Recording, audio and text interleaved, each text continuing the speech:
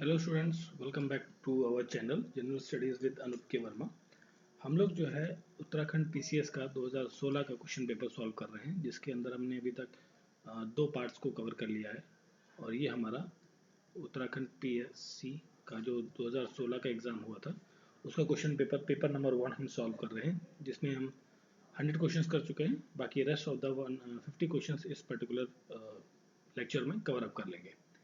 ठीक है, तो देखिए आज का जो पहला क्वेश्चन है यहाँ पर 101 red data book is published by. देखिए रेड डाटा बुक जो होती है ये पब्लिश की जाती है IUCN के द्वारा। ठीक है, IUCN international union for conservation of nature. ठीक है, international union for conservation of nature, जिसके हेडक्वार्टर्स कहाँ पर हैं? ग्लैंड स्विट्जरलैंड के अंदर, जिसके हेडक्वार्टर हैं ग्लैंड स्विट्जरलैंड के अंदर देखने को मिलते हैं। ठीक है, ग्लैंड स्विट्जरलैंड के अंदर इसके हेडक्वार्टर्स हैं। और प्रेजेंट टाइम पर अगर जो हम बात करें तो IUCN के जो CEO हैं वो हैं Bruno Oberle. Bruno Bruno Oberle. ठीक है, Bruno Oberle the CEO of the IUCN। अब IUCN करता क्या है एक्चुअली? ये IUCN या फिर रेड डाटा बुक जो है ये एक ऐसा बुक है बेसिकली, जिसके अंदर जो है endangered स्पीसीज या vulnerable species either of the plants और एनिमल, सभी प्रकार की जो प्रजातियां हैं, ठीक है, उनके बारे में लिखा जाता है। ठीक है, जो इस बेसिकली अगर जो हम बात करें कि ग्लोबली जो है इसको 9 कैटेगरीज में डिवाइड किया गया है। ये 9 कैटेगरी जैसे आपका नॉन इवेल्युएटेड, डाटा डेफिशिएंट, जिनके बारे में पता ही नहीं है, मतलब बहुत कम है या पता ही नहीं है बेसिकली, है ना। लीस्ट कंसर्न, नियरली थ्रेटेंड या vulnerable, endangered, critically endangered, extinct in the world, और एक्सटिंक्ट जो बिल्कुल ही ख़त्म हो चुकी हैं। ठीक है, तो इस तरीके से 9 कैटेगरीज में IUCN के जो रेड डाटा बुक है इसके डाटा को 9 पार्ट्स में डिवाइड किया गया है। ठीक है, चलिए फिर हम बात करते हैं नेक्स्ट क्वेश्चन की। इन उत्तराखंड के अंदर oak rhododendron are the characteristic plant of. ये जो ओक रोडेंड्रॉन है ये किस टाइप का प्लांट होता है कहाँ पर? उत्तराखंड के अंदर।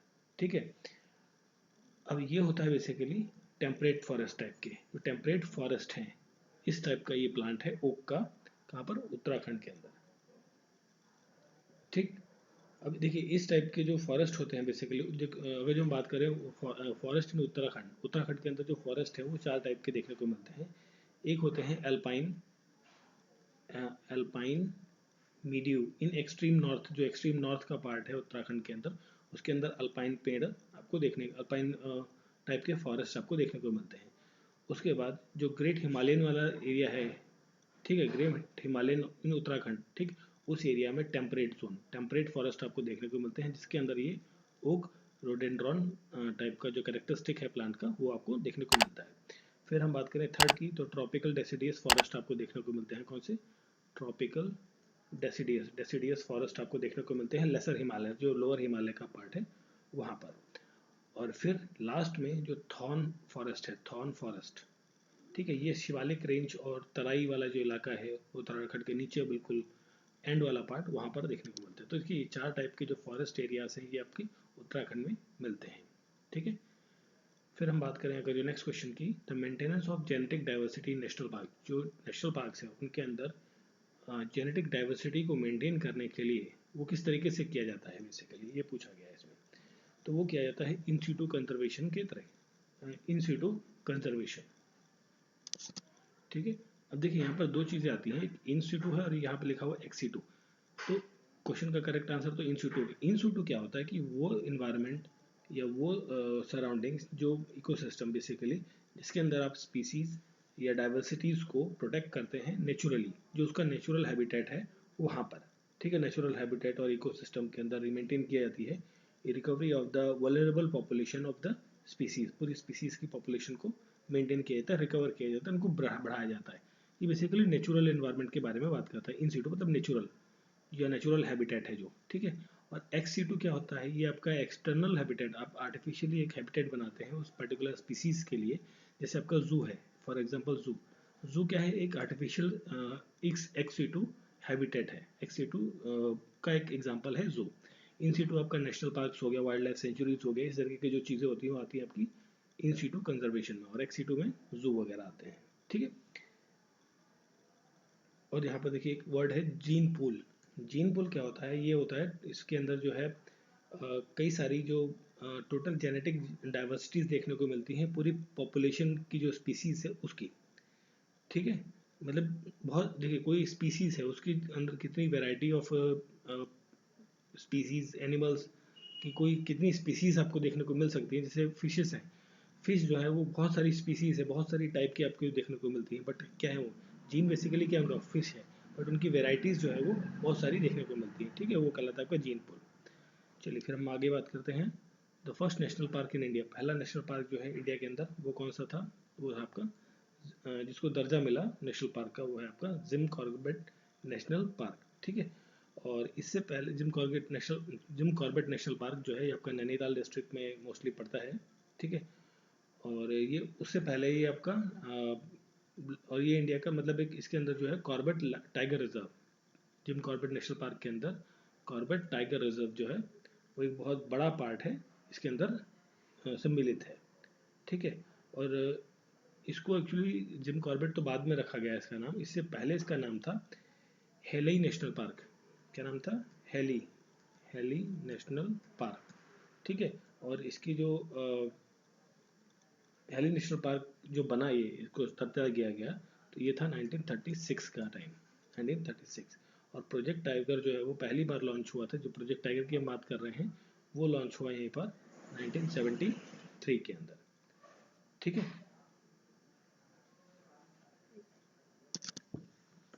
फिर देखिए यहाँ पर है next question, which one of the following example of parallel cropping. Parallel cropping किसका एग्जांपल है बेसिकली, इसमें से पैरेलल क्रॉपिंग का एग्जांपल कौन सा है। पैरेलल क्रॉपिंग में होता क्या है कि मतलब क्रॉप्स को जो है उनके ठीक है, पैरेलल क्रॉपिंग में क्या होता है कि दो ऐसी क्रॉप्स जिनका जो नेचुरल हैबिटेट है, बिहेवियर है, वो दोनों अलग अलग है। ठीक है, बट वो एक दूसरे के कॉम्पिटिटर नहीं है। ठीक है, कंपटीशन नहीं है कि मतलब देखिए एक प्लांट मतलब स्पीसीज है, कोई दूसरी प्लांट स्पीसीज है, तो क्रॉप बेसिकली क्रॉप के बारे में बात कर रहे हैं, एक क्रॉप है और एक दूसरी क्रॉप है, तो इसकी जो रिक्वायरमेंट है, नेचुरल हैबिटेट है, वो एक डिफरेंट है, इसकी जो रिक्वायरमेंट है वो कम्प्लीटली डिफरेंट है। दोनों को एक दूसरे की रिक्वायरमेंट से कोई मतलब नहीं है, वो इंडिविजुअली सर्वाइव कर सकते हैं वो एक ही फील्ड में। ठीक है, क्योंकि इनकी दोनों की रिक्वायरमेंट अलग अलग है। तो इस तरीके के जो पैटर्न को क्या किया जाता है पैरेलल क्रॉपिंग में, दोनों क्रॉप्स को एक साथ ही ग्रो किया जाता है एक ही फील्ड के अंदर। ठीक है, तो वो कॉम्बिनेशन जो है ये पूछा गया है, तो वो कॉम्बिनेशन है आपका वीट एंड मस्टर्ड। देखिए ये option number B, wheat and mustard is the best example of parallel cropping. ठीक है, चलिए फिर हम बात करें नेक्स्ट आगे। आगे का क्वेश्चन है नेक्स्ट हमारा, विच of the following is the operating system, इनमें से ऑपरेटिंग सिस्टम कौन सा है। ठीक है, तो देखिए जावा लैंग्वेज है, ओरेकल एक अलग प्रोग्राम है, MS Office this is an also application program, this is all these are the application programming programs हैं, बट यूनिक्स इज एन आपका यह क्या है ऑपरेटिंग सिस्टम। अगर जो यूनिक्स ऑपरेटिंग सिस्टम है तो जैसे कुछ और ऑपरेटिंग सिस्टम के बारे में आप नाम सुन लीजिए उनका, जैसे माइक्रोसॉफ्ट ऑफिस होता है, sorry not office, Microsoft Windows. ठीक है, विंडोज़ होती है एक। ठीक है, एप्पल का मैक ओएस होता है। ठीक है, लिनक्स होता है, Linux is also an operating system. Android आपका ऑपरेटिंग सिस्टम है। एप्पल का iOS is also an operating system and Unix is also an operating system. These are the operating systems of a computer और these are the programs, different programs. ठीक है, ये language programs है basically. ठीक है, चलिए फिर हम बात करें नेक्स्ट क्वेश्चन की, विच of the following is an extremely fast and small memory between CPU and the main memory. Main memory और जो CPU है इसके बीच में एक एक्सट्रीमली फास्ट और छोटी मेमोरी, मतलब डाटा आपका इस पॉइंट से निकला, इस पॉइंट पर जाएगा, कुछ देर रुकेगा और फिर आगे चला जाएगा, मतलब यहाँ पर जो स्टोरेज रहेगी वो बहुत ही जल्दी होगी, बट वो बहुत ही कम टाइम के लिए रहती है। उस टाइप की जो मेमोरी है उसको क्या कहते हैं, वो होती है आपकी कैच मेमोरी। इसने क्या किया, कैच किया, थोड़ी देर स्टोर किया, फिर आगे ट्रांसमिट कर दिया, मतलब उसने अपने पास स्टोरेज नहीं रखा कि बहुत बड़ा स्टोरेज कर लिया उसने।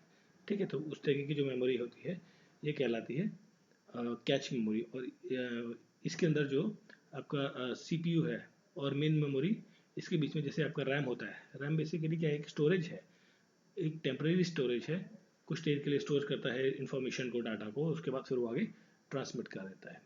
ठीक है, देखिए रैम और रोम में फुल फॉर्म की कई बार पूछा जाता है। तो रैम क्या होता है, रैंडम एक्सेस मेमोरी, और रोम होता है random read only memory. Random access memory and read only memory. CPU का तो फुल फॉर्म को पता ही है, क्या होता है, सीपीयू, सेंट्रल प्रोसेसिंग यूनिट। ठीक है, चलिए फिर हम आगे देखते हैं। क्वेश्चन का करेक्ट आंसर कैच मेमोरी, जो मतलब कैच करता है फिर आगे ट्रांसमिट कर देता है। Television transmission is an example of which of the following. जो टेलीविजन में आता है, आपको दिखता है ट्रांसमिशन, वो किस टाइप का ट्रांसमिशन है एग्जाम्पल का। ठीक है, वो है सिंप्लेक्स कम्युनिकेशन का एग्जाम्पल। किसका एग्जाम्पल है, सिंप्लेक्स कम्युनिकेशन। ठीक है, अब देखिए सिंप्लेक्स कॉम्प्लिकेशन कम्युनिकेशन क्या होता है, ये एक्चुअली सिंपल, ये इसको अगर जो हम ये कहें कि जो चैनल है वो सेंड करता है इन्फॉर्मेशन सिर्फ एक डायरेक्शन में। ठीक है, मतलब कोई भी इन्फॉर्मेशन सिर्फ ओनली वन डायरेक्शन में जा रही है, ओनली वन डायरेक्शन के अंदर। ठीक है, तो वो क्या कहलाता है आपका सिंप्लेक्स कम्युनिकेशन। जैसे आपका टेलीविज़न हो गया, या ब्रॉडकास्टिंग हो गई, या मान लीजिए कोई कमांड आपने कंप्यूटर से दी किसको, प्रिंटर को, तो कंप्यूटर से आपने प्रिंटर को कमांड दे दी, कंप्यूटर से प्रिंटर को, तो क्या सिंगल है, वन डायरेक्शन में पर्टिकुलर कोई कमांड जो है मूव कर रही है। या कीबोर्ड से आपने कोई आइकन प्रेस किया, ठीक है, जैसे विंडो का बटन जो होता है कीबोर्ड पे, उसे आपने प्रेस किया तो क्या है, विंडो आपकी ओपन हो जाती है। तो वो क्या है, एक सिंगल कमांड है। ठीक है, तो वो कहलाती है सिंपल कम्युनिकेशन। चलिए फिर हम बात करें अगर जो, तो next the set of protocols which defines all transmission exchange across the internet। Internet के अक्रॉस जो भी ट्रांसमिशन है उसको डिफाइन करने के लिए किस चीज़, मतलब देखिए जो सेट ऑफ प्रोटोकॉल्स के सेट को क्या कहा जाता है, जो डिफाइन करता है all transmission exchange across the internet. देखिए इंटरनेट की बात कर रहे हैं तो इंटरनेट के रिलेटेड एक ही चीज़ आ रही है, सीडी और ये सब जो स्टोरेज है। ठीक है, ये भी कोई मतलब नहीं है, नन ऑफ द तो ऑप्शन ही नहीं आता। तो इसका जो करेक्ट आंसर है टीसीपी और आईपी। ठीक है, टीसीपी क्या होता है, transmission control protocol, transmission control protocol, और आईपी थे इंटरनेट प्रोटोकॉल। ठीक है, क्लियर। चलिए फिर हम बात करते हैं आगे। Which of the following is not offered as an independent service layer in cloud computing. ठीक है, कौन सी चीज़ जो है वो इंडिपेंडेंट सर्विस लेयर के तरीके से नहीं होती है किसके अंदर, क्लाउड कंप्यूटिंग के अंदर। वो होता है हार्डवेयर एज अ सर्विस। ठीक है, क्लाउड में क्या होती है, देखिए क्लाउड कंप्यूटिंग मतलब एक तरीके के सॉफ्टवेयर के बारे में हम बात कर रहे हैं, जिसके अंदर आपका जो स्टोरेज ऑफ डाटा है, इंफॉर्मेशन है, या लेयर्स ऑफ सॉफ्टवेयर है, वो सब चीज़ों के बारे में जो हमें फिजिकली विजिबल नहीं है, उन सब के बारे में पूछा गया है। ठीक है, तो जो नहीं है वो क्या है, हार्डवेयर। हार्डवेयर क्या हमें फिजिकली दिख रहा है, बाकी क्या सॉफ्टवेयर हमें दिखता नहीं है। ठीक है, platform of service, infrastructure of the service, जो भी ये सब चीज़ें हैं, ये क्या है, विजिबल नहीं है। ठीक है, ठीक है, क्लियर, फिजिकल चीज़ों के बारे में बात है बेसिकली। ठीक है, तो क्वेश्चन का करेक्ट आंसर है हार्डवेयर एज अ सर्विस। चलिए फिर हम देखते हैं next. When did tehri state merge in Indian union. जो तहरी स्टेट है वो भारत के अंदर कब मर्ज हुआ। ठीक है, पहले तो एक अलग राज्य हुआ करता था, इलाका था तहरी, उसके बाद ये उत्तराखंड का एक पार्ट बना। तो ये कब भारत में मिला, इंडियन यूनियन में, ये मिला था आपका 1 अगस्त 1949 के अंदर। ठीक है, इसका मर्जर हुआ भारत के अंदर 1 अगस्त 1949 को। और तहरी गढ़वाल जो है, तहरी गढ़वाल, गढ़वाल कहते थे, तहरी गढ़वाल, गढ़वाल जो है ये एक हिली डिस्ट्रिक्ट है कहाँ का, उत्तराखंड का। ठीक है, चलिए फिर हम आगे देखते हैं। Mahabharata by what name were the Kunida king known. जो कुनिदा किंग है वो महाभारत के अंदर किस नाम से कुनिदा किंग को जाना जाता है। ठीक है, वो नाम है द्विज श्रेष्ठ। द्विज श्रेष्ठ, द्विज श्रेष्ठ नाम से जाना जाता है। ठीक है, और ये जो हिमालयन किंग जो राजा थे, ठीक है, हिमालयन राजा जो मतलब ये बेसिकली जो आपका उत्तराखंड का हिमालयन एरिया है, वहाँ के राजा थे कब, दूसरी दूसरी सेकंड एंड थर्ड सेंचुरी के बीच में, सेकंड एंड थर्ड सेंचुरी के बीच में। ठीक है, महाभारत के टाइम पर। ठीक, और इनको हराया था, द्विज श्रेष्ठा को हराया था अर्जुन ने। ठीक है, अर्जुन ने। चलिए फिर हम बात करते हैं नेक्स्ट क्वेश्चन की। What is the historical name of Uttarkashi? Uttarkashi का जो हिस्टोरिकल नेम है वो क्या है? वो है Barahat. Barahat is the historical name of Uttarkashi. ठीक है। और यहाँ पर एक नाम है गंगा द्वार। जो गंगा द्वार है, ठीक है, ये क्या है कि टेम्पल, गंगा द्वार टेम्पल जो है ये लोकेटेड है इन नासिक, महाराष्ट्र के अंदर। ये टेम्पल है महाराष्ट्र के अंदर। ठीक है। और फिर एक ब्रह्मपुर। ब्रह्मपुर जो है ये प्लेस है कहाँ पर? बिहार के अंदर। ठीक है। ये एक टेम्पल है शिवाजी का, भगवान शिव का एक टेम्पल है। ठीक है। और बाकी और क्या था इसमें? और कुछ इंपॉर्टेंट नहीं है। चलिए आगे बढ़ते हैं। Next question. नेक्स्ट क्वेश्चन है आपका, व्हाट आर द किंगरी विंगरी नीतिमाना? ठीक है। अब ये क्या चीज़ें हैं? ठीक है। ये एक्चुअली जो किंगरी विंगरी और नीतिमाना, ये क्या है? पासेस हैं, दर्रे हैं। हिंदी में कहते हैं पासेस को दर्रे। ठीक है। ये दर्रे हैं आपके। ठीक है। और दर्रे हैं ये कहाँ पर हैं? इंडिया और तिब्बत। तिब्बत को जो जोड़ने वाले, कनेक्ट करने वाले ये दर्रे हैं जो कि उत्तराखंड के अंदर सिचुएटेड है। ठीक है। और अगर जो हम बात करें एक ब्रॉडर सेंस में, जो मानस पास है, माना पास, ठीक है, माना पास जो है वो अ, उसी का कनेक्टिंग लिंक है बेसिकली किंगली एंड विंगरी नीति माना। ठीक है। चलिए फिर हम देखते हैं next question. To which of the following game is the Chirag Sen related? Chirag Sen जो है वो किस फील्ड से रिलेटेड है? चिराग सेन बेसिकली क्या है? ये बैडमिंटन प्लेयर है। ठीक है। इंडियन बैडमिंटन प्लेयर हैं चिराग सेन। ठीक। और इनके जो ग्रैंडफादर और जो फादर हैं वो भी क्या रह चुके हैं? Also a badminton player. इनके पिताजी का नाम जो है चिराग सेन, के जो फादर थे वो थे डीके सेन। डीके सेन। ठीक है। और डीके सेन जो है वो इंडियन जो आपका बैडमिंटन प्लेयर्स हैं एक्चुअली इनके कोच भी रह चुके हैं। ठीक है। और इन्होंने जो है जो कौन से थे, क्या नाम था? चिराग सेन ने आपका bronze medal Dubai international challenge जो हुआ था उसके अंदर bronze medal, Iran international challenge के अंदर इन्होंने ब्रॉन्ज मेडल जीता है। और केनिया फ्यूचर सीरीज जो थी उसकी भी रहता रहे हैं। ठीक है। तो कई सारे इन्होंने अवार्ड्स जीते हैं। ठीक है। जो बैडमिंटन वर्ल्ड फेडरेशन रैंकिंग है उसमें भारत की स्थिति अगर जो हम बात करें, ठीक है, वर्ल्ड बैडमिंटन फेडरेशन की बात करें तो उसमें भारत की रैंकिंग कितनी है? 97th रैंक है। ठीक है।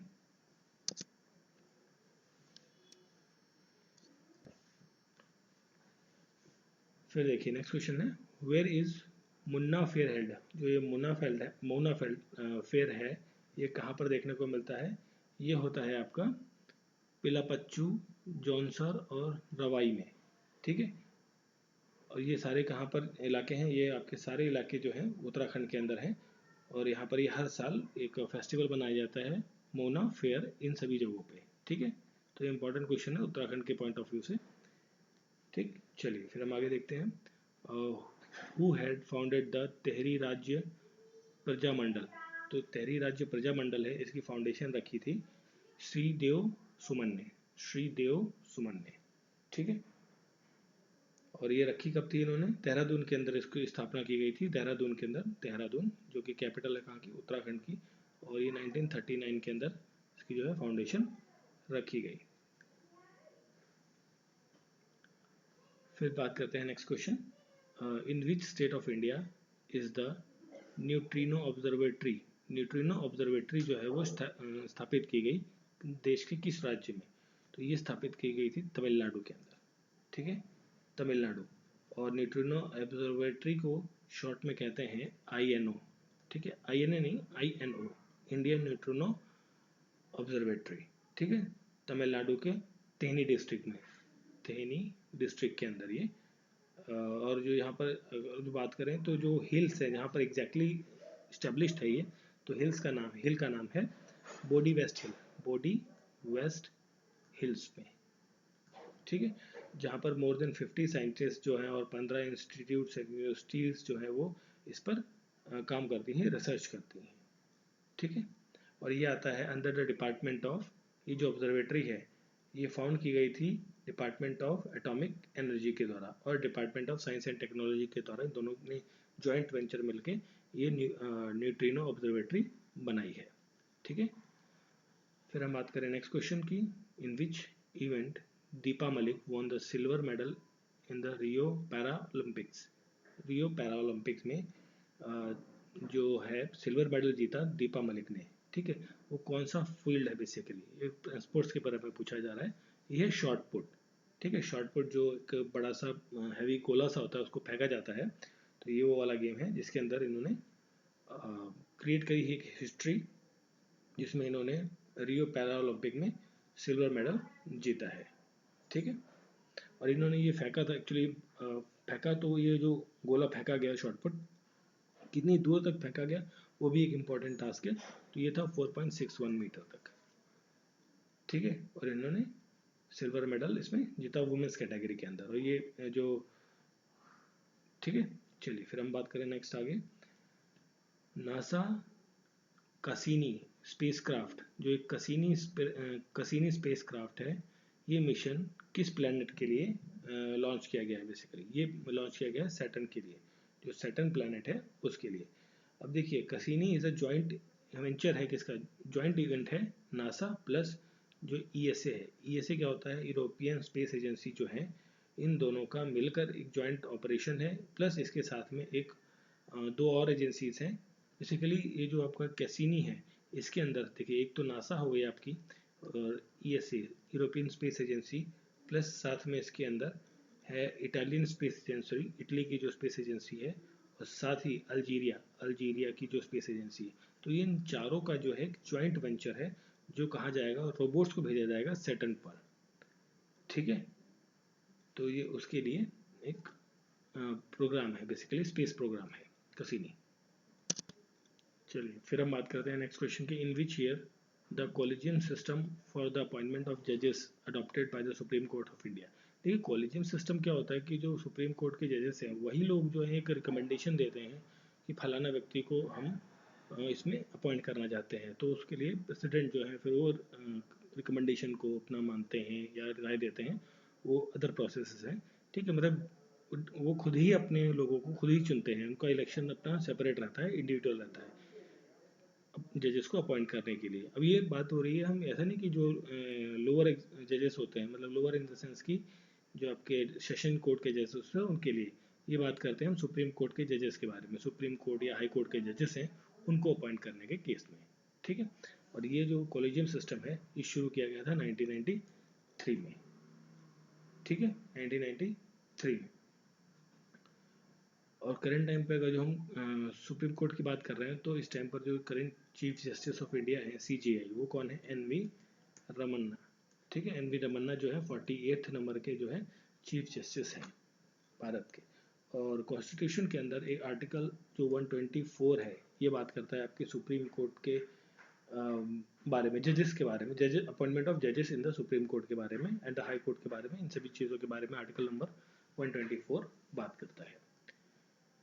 नेक्स्ट है, which country has the world longest network of bullet train. सबसे ज़्यादा बुलेट ट्रेन किस देश में इस्टेब्लिश्ड है दुनिया के अंदर, वो है चाइना। ठीक है, और जैसा कि हम जानते हैं कि चाइना के अंदर जो है, अगर जो हम बुलेट ट्रेन के नेटवर्क की बात करें, तो इसके अंदर अप्रॉक्सीमेटली 9356 किलोमीटर, मतलब 9,500 किलोमीटर तक की जो हाई स्पीड नेटवर्क है उसको बिछाया गया है पूरा। ठीक है, तो काफ़ी बड़ा नेटवर्क है, 9,000 किलोमीटर का बुलेट ट्रेन का जो नेटवर्क चाइना के अंदर बना है। ठीक है, चलिए फिर हम बात करते हैं next, which physician of Indian origin was honoured with the US national humanity medal 2015। US national humanity medal 2015 से किस भारतीय मूल के व्यक्ति को सम्मानित किया गया, वो थे अब्राहम वर्गीज। ठीक है, अब्राहम वर्गीज। ठीक है, इन्हें अब ये सम्मान दिया गया था। एक्चुअली जो ये है आपका नेशनल यूएस नेशनल ह्यूमैनिटी, ये जो अवार्ड है बेसिकली इसकी शुरुआत हुई थी 1997 के अंदर। और इसके अंदर जो इंडिविजुअल्स हैं या ग्रुप ऑफ दो जो मतलब काफ़ी अच्छा काम करते हैं नेशनल इंटरेस्ट में या ह्यूमैनिटीज़ के फील्ड में। ठीक है, और वो कई सारी चीज़ों से संबंधित हो सकते हैं, जैसे आपका हिस्ट्री है, लिटरेचर, लैंग्वेज, फिलोसफी, इन सब चीज़ों से, तो उनको ये अवार्ड दिया जाता है। ठीक है, तो 2015 के अंदर ये मिला था अब्राहम वर्गीस को। क्लियर। चलिए फिर आगे देखते हैं। Which Indian paramilitary force has the distinction of raising the first women battalion?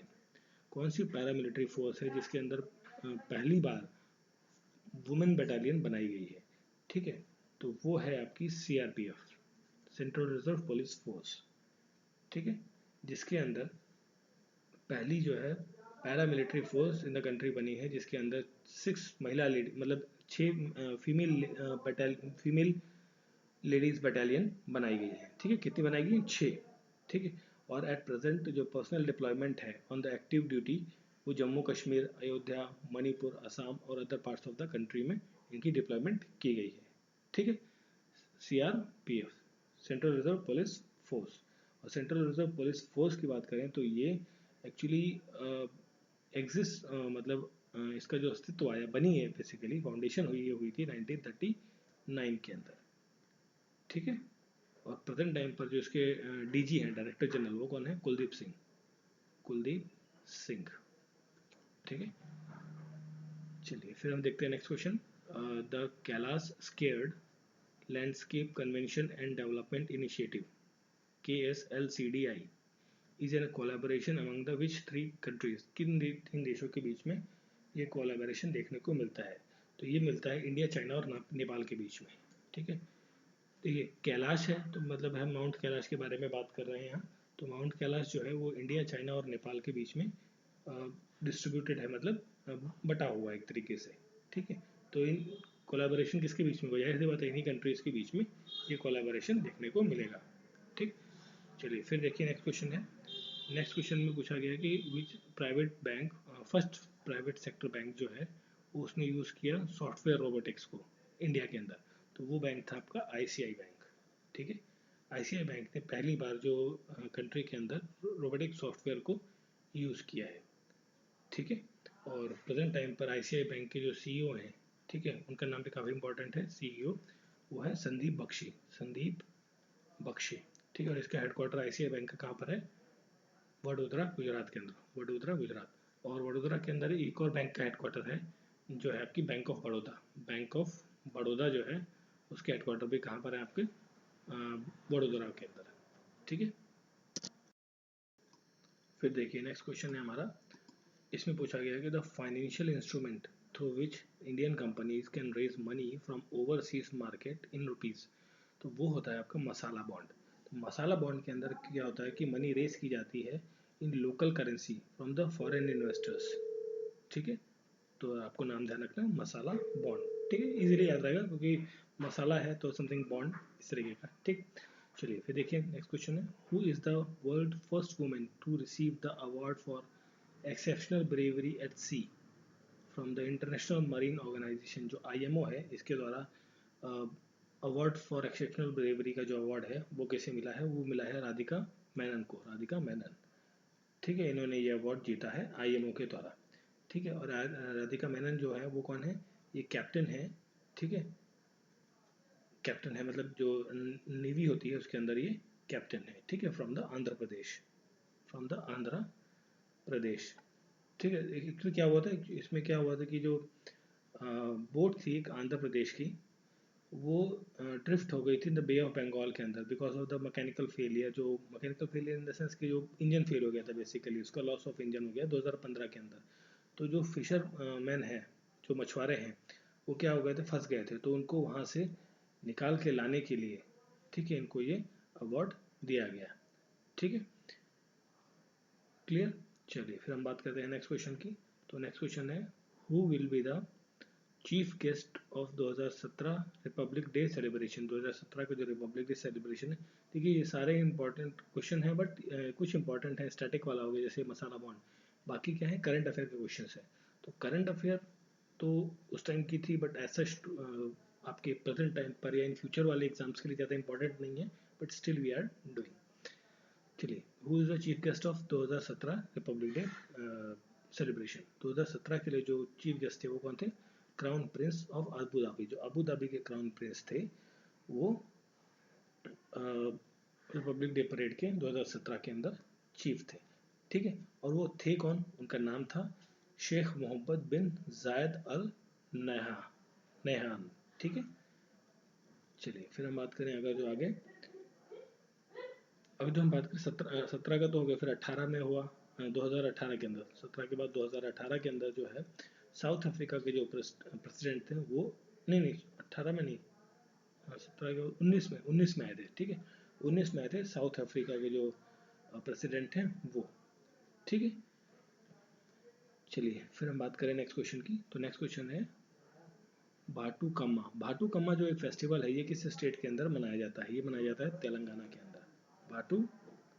Bhatu Kamma festival ये बेसिकली कलरफुल और वाइब्रेंट फेस्टिवल है तेलंगाना के अंदर, जो वुमेंस के द्वारा सेलिब्रेट किया जाता है, जिसमें फ्लावर्स को काफ़ी ज़्यादा महत्व दिया जाता है, फ्लावर्स के साथ में ये फेस्टिवल मनाया जाता है। और ये बेसिकली कब पड़ता है, ये पड़ता है जो दशहरा होता है आपका, नॉर्थ में दशहरा जो मनाया जाता है दशहरा, ठीक है, उससे 2 दिन पहले ये फेस्टिवल मनाया जाता है, ठीक है। चलिए फिर हम बात करें next, the book S against odds. ये जो बुक है इसके, ये किसकी बायोग्राफी है, ये ऑटोबायोग्राफी है सानिया मिर्ज़ा की, ठीक है। सानिया मिर्ज़ा टेनिस प्लेयर, ठीक है, ये उनकी क्या है ऑटोबायोग्राफी। और सानिया मिर्ज़ा ने 6 ग्रैंड स्लैम का जो टाइटल है अपने करियर में, 6 ग्रैंड स्लैम के टाइटल इन्होंने, 6 ग्रैंड स्लैम जो है इन्होंने अपने नाम जीते हैं अपने करियर के दौरान पूरे। और इन्हें पद्म भूषण 2016 के अंदर मिला है, ठीक है। और अर्जुन अवार्ड जो है टेनिस के अंदर वो 2014 के अंदर अर्जुन अवार्ड से सम्मानित किया गया इन्हें। पद्मश्री भी 2016 के अंदर मिला है इन्हें।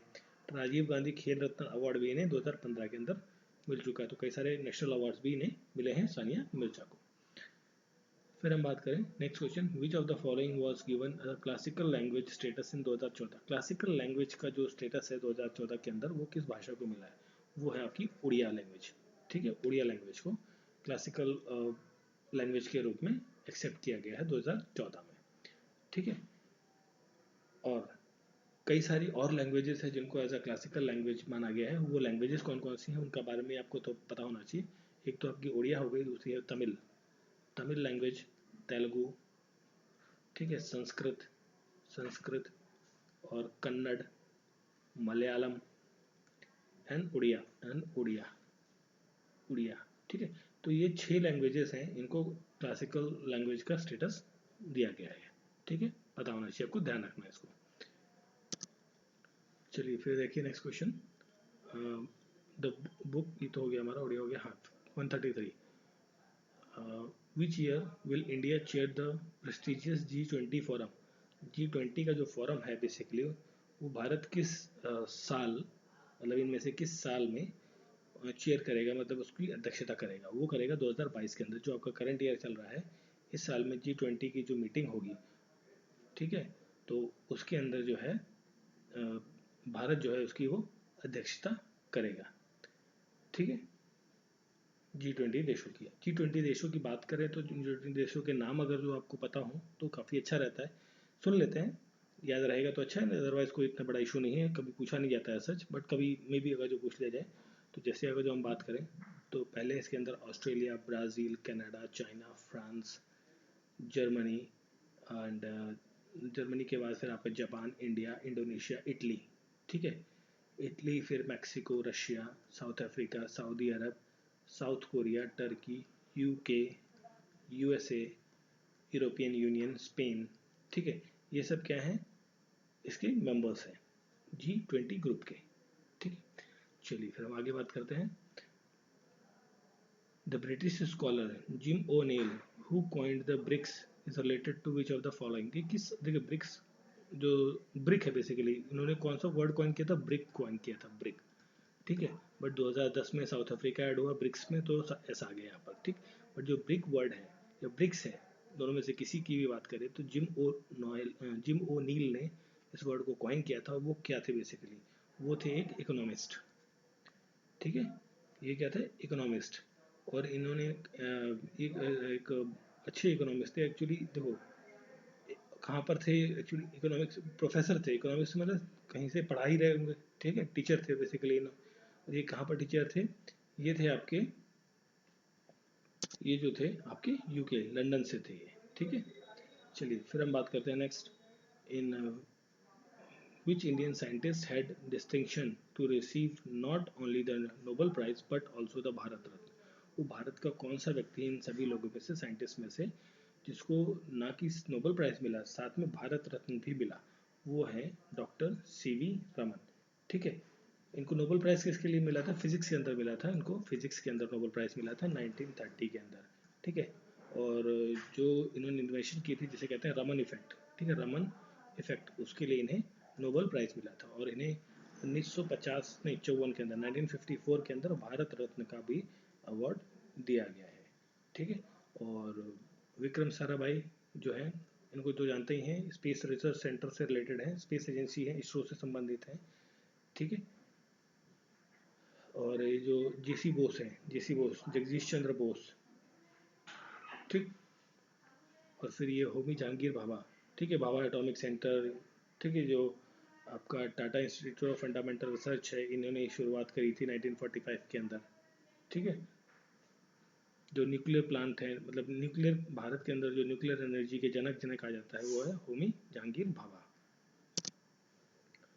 फिर देखिए, who was the following gods was considered as a war god in the Vedic pantheon. वैदिक पैंथन के अंदर जो युद्ध के भगवान हैं वो किन्हें माना जाता है?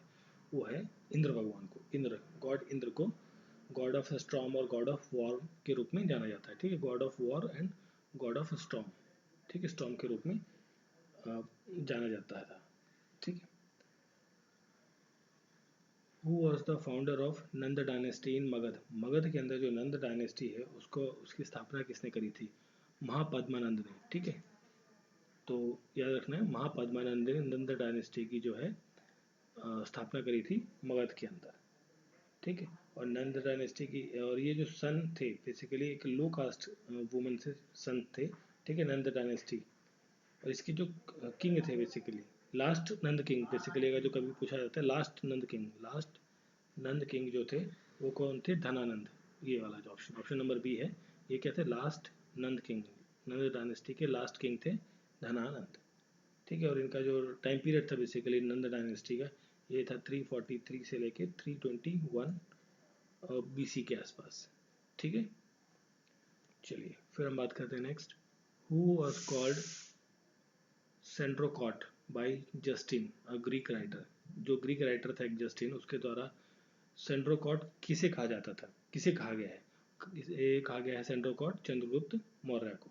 तो जो जस्टिन है उसने अपनी बुक में चंद्रगुप्त मौर्य को सेंड्रोकॉट के नाम से संबोधित किया है, ठीक है। और चंद्रगुप्त मौर्य की बात करें तो ये थे 321 से लेकर 293 बीसी के बीच में, ठीक है। ये फर्स्ट एम्परर थे एंशिएंट इंडिया के अंदर, फाउंडर थे किसकी? मौर्य एम्पायर की। Chandragupta Maurya is the founder of Maurya empire, ठीक है। और समुद्रगुप्त एक नाम है, समुद्रगुप्त को क्या कहा जाता है? नेपोलियन ऑफ इंडिया कहा जाता है समुद्रगुप्त को, ठीक है। और चंद्रगुप्त द्वितीय को कहा जाता है, इनको एक और नाम है विक्रमादित्य के नाम से भी जाना जाता है इन्हें, ठीक है, चंद्रगुप्त द्वितीय को। Which one of the following place was not the center of learning during early medieval period? Center of learning नहीं था, बेसिकली पूछा कि सेंटर ऑफ लर्निंग नहीं था मिडिवल पीरियड के अंदर, वो था तक्षशिला, ठीक है। नालंदा, विक्रमशिला और उत्थानपुर आदि लर्निंग सेंटर है, यहाँ पर शिक्षा ग्रहण करने के लिए लोग आते थे। बट तक्षशिला जो है वो एक ऐसा प्लेस था जहाँ पर नहीं आते थे, ठीक है। बेसिकली वर्ल्ड, दुनिया की सबसे पहली इंटरनेशनल यूनिवर्सिटी थी, वो कौन सी है? तक्षशिला, ठीक है। हम बात कर रहे हैं इंडिया के कॉन्टेक्स्ट में, तो इंडिया में ये नहीं थी, ठीक। चलिए फिर हम बात करते हैं आगे। द फाउंडर ऑफ न्याय, न्याय, द फाउंडर ऑफ न्याय फिलोसफी, न्याय फिलोसफी का जो फाउंडर है वो कौन है? वो है गौतम, ठीक है। गौतम वॉज द न्याय फिलोसफी, फाउंडर ऑफ द न्याय फिलोसफी, ठीक है। अक्षपाद गौतम इनका एक्चुअल नाम था, जो पूरा नाम है वो है अक्षपाद गौतम, ठीक है, अक्षपाद गौतम।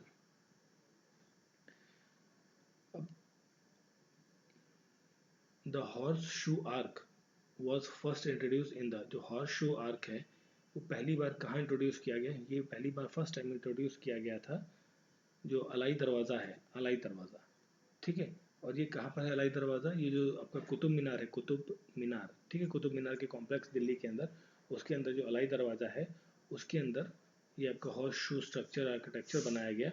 और ये बेसिकली इंडो इस्लामिक आर्किटेक्चर है, स्टाइल ऑफ आर्किटेक्चर है। और ये अलाई दरवाज़ा जो सुल्तान अलाउद्दीन खिलजी के द्वारा बनवाया गया, कब बनवाया गया, कौन से, किसके द्वारा? सुल्तान अलाउद्दीन खिलजी, ठीक है। ये अलाउद्दीन खिलजी वही है जो पद्मावत मूवी में जो था, ठीक है। और ये बनवाया गया था 1311 के अंदर, ठीक है, Alai Darwaza. Which of the following Sufi saint is known as Mehboob e इलाही? महबूब ए इलाही किस सूफी संत को कहा जाता है? वो कहा जाता है शेख निज़ामुद्दीन औलिया को। जो शेख निज़ामुद्दीन औलिया है, देखिए इनकी दरगाह भी है निज़ामुद्दीन औलिया, निज़ामुद्दीन दरगाह जो है दिल्ली के अंदर एक जगह है निज़ामुद्दीन, वहाँ पर शेख निज़ामुद्दीन औलिया की दरगाह भी है, ठीक है। तो इन्हीं ये सूफी संत थे, इन्हीं को कहा जाता है महबूब ए इलाही, महबूब ए इलाही, ठीक है। बिलव्ड ऑफ गॉड, ठीक है। इसका अगर जो हम इंग्लिश में मीनिंग वर्ड को अगर जो ट्रांसलेट करते हैं तो वो होता है महबूब, sorry, beloved of God, beloved of God, ठीक है। Sultan who raise the land revenue to 50% of the produce, जो भी प्रोड्यूस हुआ खेती में, जो भी अनाज उगा एग्रीकल्चर में, उसका 50% आपको एज अ रेवेन्यू देना पड़ेगा, कर देना पड़ेगा। ये किस सुल्तान ने कहा? तो ये कहा था आपके अलाउद्दीन खिलजी ने, ठीक है। अलाउद्दीन खिलजी, अभी हमने बात करी ना अलाई दरवाज़ा वाला क्वेश्चन, उसमें आया था ना अलाउद्दीन खिलजी, ये वही है अलाउद्दीन खिलजी, ठीक है। और ये सक्सेसर था किसका? जलालुद्दीन का जो सक्सेसर था ये अलाउद्दीन खिलजी, ठीक है। चलिए फिर हम बात करते हैं next. Which one of the following building is known as Shan Fatehpur? शान फतेहपुर किस बिल्डिंग को कहा जाता है? देखिए शान फतेहपुर कहा जाता है जामा मस्जिद को, तो जामा मस्जिद है उसे कहा जाता है शान फतेहपुर, ठीक है। और ये कहाँ पर है? फतेहपुर सीकरी के अंदर, जो आगरा के पास एक फतेहपुर सीकरी, ठीक है। ये कहाँ है? आगरा के पास में, ठीक है। और इस मस्जिद को क्या और कहा जाता है? फ्राइडे मॉस्क के नाम से भी जाना जाता है इस मस्जिद को, और इसे 17वीं शताब्दी में बनाया गया था। ये भी एक वर्ल्ड हेरिटेज साइट है, ठीक है। और एक नाम है बुलंद दरवाज़ा, है ना। बुलंद दरवाज़ा भी कहाँ है आपका? फतेहपुर सीकरी के अंदर, और ये बनाया था अकबर के द्वारा बनाया गया था बुलंद दरवाज़ा, ठीक है। और ये क्यों बनाया गया था? जब ये अकबर एक्चुअली जब 1602 के अंदर जब इसने अकबर ने गुजरात जीता था, तो उसकी याद में बुलंद दरवाज़ा बनवाया था इसने, ठीक है। चलिए फिर हम बात करते हैं हु रोट द तबाकित तबाकत ए अकबरी? तबाकत ए अकबरी जो है वो किसने लिखी थी? वो लिखी थी निज़ामुद्दीन अहमद ने, ठीक है।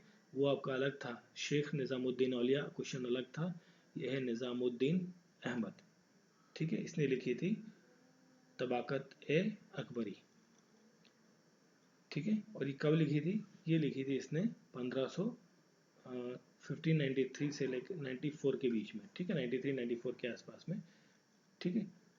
और ये कौन था? अकबर के अंदर Akbar, he was the Akbar's Mir Bakhshi, ठीक है, मीर बख्शी था ये अकबर के दरबार में। नेक्स्ट है विच सिख गुरु, अंडर विच सिख गुरु सिख हुआ ट्रांसफॉर्म्ड इनटू खालसा? खालसा में सिख गुरु जो थे, मतलब सिख जो हैं वो खालसा में कब, किस गुरु के दौरान जो है वो परिवर्तित हुए? वो थे गुरु गोविंद सिंह, ठीक है। और गुरु गोविंद सिंह जो है वो इनके दौरान में, ये लास्ट गुरु थे, ये 10th गुरु थे, 10वें गुरु, ठीक है। इनसे पहले जो 9th गुरु थे वो थे गुरु तेग बहादुर, ठीक है। तो गुरु गोविंद सिंह जी जो थे उनके दौरान टाइम पर जो सिख है वो खालसा पंथ में, खालसा में कन्वर्ट हुए आपके, ठीक है। नेक्स्ट है विच one of the following is connect with the blue water policy? जो ब्लू वाटर पॉलिसी है, ठीक है, वो किस चीज़ से संबंधित है आपकी? ठीक है, ब्लू वाटर पॉलिसी संबंधित है डी अल्मेडा से, ठीक है, कनेक्ट करती है डी अल्मेडा को, ठीक है। फ्रांसिसो डी अल्मेडा, ठीक है, इससे संबंधित है किस? ब्लू वाटर पॉलिसी, ठीक है, जिसके अंदर एक्चुअली जो क्या हुआ था कि पुर्तगाल जो है वो पावरफुल नेशन बने, कहाँ पर, मेराइन के अंदर, मतलब जो समुद्र के रास्तों में जो है पावरफुल लीडर बने, कौन, जो पुर्तगाल थे बेसिकली। ठीक है, ये पोर्तुगीज बंदा था, पुर्तगीज बंदा था ये। ठीक है, फ्रांसिस डी एल्मेडो। ठीक है, और फ्रांसिस डी एल्मेडो को जो है आपका जो 1505 के अंदर, 1505 के अंदर पहला governor and vice Roy of India elect किया गया था ब्रिटिश, सॉरी, पुर्तगीज के द्वारा। ठीक है, ये भी एक इंपॉर्टेंट पार्ट है।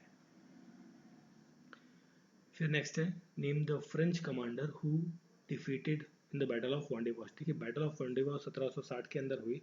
इसके अंदर जो फ्रेंच की तरफ से फ्रेंच की हार हुई थी इसमें। ठीक है, तो इसमें फ्रेंच की तरफ से जो कमांडर था वो कौन था, वो कौन था, काउंट लैली, काउंट लैली। ठीक है, वो कमांडर था। और इसके लिए जो लड़ाई हुई, बेसिकली लड़ाई हुई थी कार्नाटिक की, जो third war, Carnatic third war हुई थी जो। ठीक है, 1758 से 63 के बीच में। ठीक है, 1758-63 के बीच में ये लड़ाई हुई थी। और ये वांडीवॉश जो है बेसिकली ये जगह है। ठीक है, और उसके बाद फिर ये लड़ाई हुई। इसी लड़ाई के दौरान जो है वांडीवॉश में कर्नेटिक वॉर, थर्ड वॉर जो बेसिकली हुई थी 1760 के अंदर, उसमें ब्रिटिशर्स जीत गए थे। जो ब्रिटिशर्स की तरफ से कौन था, ब्रिटिशर्स की तरफ से था आयरिश कूट। ठीक है, ब्रिटिश की तरफ से था, ब्रिटिश की तरफ से आयरिश कूट, सर आयरिश कूट। ठीक है, और फ्रेंच की तरफ से काउंट लेले, जो हार गया था इस लड़ाई में। Which act of British parliament abolish the east India company monopoly over trade in India. ठीक है, तो वो एक्ट था आपका रेगुलेटिंग एक्ट। रेगुलेटिंग एक्ट था नहीं, ये था आपका चार्टर्ड एक्ट 1813। मोनोपोली की बात करी है। ठीक है, मोनोपोली ओवर द ट्रेड, व्यापार के अंदर। बट इसके अंदर 1813 के जो चार्टर्ड एक्ट था उसमें मोनोपोली तो ख़त्म कर दी गई, बट एक्सेप्शन रखी गई थी कि जो ट्रेड है चाइना के साथ में और जो चाय का व्यापार है वो कंपनी कर सकती है, बाकियों पर उसकी मोनोपोली ख़त्म कर दी गई थी। ठीक है, फिर हम बात करते हैं नेक्स्ट, लास्ट क्वेश्चन है आपका इस पर्टिकुलर पेपर का। Who is regarded as the pioneer of irrigation work in South India. South India के अंदर जो सिंचाई के लिए जो महत्वपूर्ण व्यक्ति है उसका नाम क्या है, वो है सर आर्थर कॉटन। ठीक है, सर आर्थर कॉटन, ये नाम आपको ध्यान रखना है। ठीक है, सर आर्थर कॉटन। और ये ब्रिटिश जनरल थे बेसिकली, इरिगेशन, और ब्रिटिश जनरल थे और इरिगेशन इंजीनियर भी थे ये। ठीक है, इन्होंने काफ़ी ज़्यादा काम किया इरिगेशन के फील्ड में इन द साउथ इंडिया में, साउथ इंडिया में। ठीक है, भारत के दक्षिणी इलाके में। तो ये थे आपके, तो ये था आपका लास्ट पार्ट। ठीक है, उत्तराखंड पीएससी 2016 का जो पेपर 1 हम कर रहे थे सॉल्व। ठीक है, पेपर 1 जिसको हमने 3 पार्ट्स में कवर किया है, 1, 2 और 3 में। तो 1, 2 जो वीडियोस हैं वो ऑलरेडी आ चुकी हैं। तो ये आपका लास्ट पार्ट रहा है जिसमें हमने पूरे 150 क्वेश्चंस को कवर किया है। ठीक है, तो आई होप तो आपको वीडियो अच्छा लगा होगा। तो अगर जो कोई डाउट है, कोई क्वेरी है, तो आप कमेंट बॉक्स में लिख सकते हैं। मैं आपको रिप्लाई बहुत जल्दी, एज सुन एज पॉसिबल, जब भी आपका कमेंट आएगा मैं आपको रिप्लाई करूँगा। और आपको अच्छा लगा है तो आपको लाइक करना है वीडियो को, सब्सक्राइब कर देना है। ठीक है, और साथ में बेल आइकन प्रेस कर देनी है, बेल आइकन को, ताकि जो भी नेक्स्ट वीडियो आए उसका नोटिफिकेशन आपको मिल जाए इसीलिए। और अपने दोस्तों के साथ, कलीग्स के साथ आप शेयर भी कर सकते हैं इस चीज़ को। ठीक है, तो मिलते हैं फिर किसी और एग्ज़ाम के पेपर के साथ में। Thank you for watching.